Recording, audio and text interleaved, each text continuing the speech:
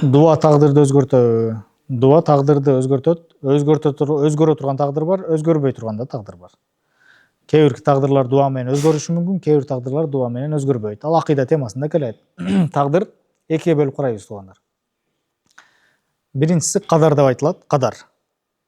Экинчиси кадо деп айтылат. Кадар сиррун мин асрарилла. Биринчи тагдыр кадар деген тагдыр. Бул Аллах Тааланын сыры.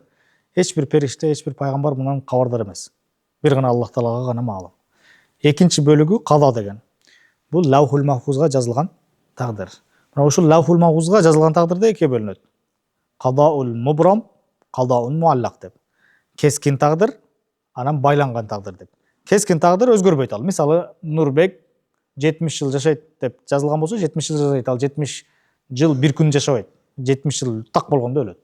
Өзүнүн убагы болгондо өлөт. Же ага жетпей 60-та да өлүп калбайт, 70-те өлөт. Өзгөрө турган тагдыр, мисалы үчүн Айбектики монтип жазылган болушу мүмкүн да. Айбек эгерде жакшы адам болуп, жакшы жүрүп, түз жүрсө 70 жыл жашайт. Туура эмес кадамдарга барса 30 жыл жашайт дегендей жазылышы мүмкүн. Мисалы үчүн дуа кылса өмүрү узун болот, дуа кылбаса өмүрү кыска болот деп жазылган болушу мүмкүн. Бул демек экинчи тагдыр экиге бөлүнөт. Кескин тагдыр жана байланган тагдыр деп. Байланган тагдырлар дуа менен өзгөрөт. Өзгөрүү ыктымалдуулугу бар. Ал эми кескин тагдыр ал өзгөрбөйт. Түшүнүктүү болдубу?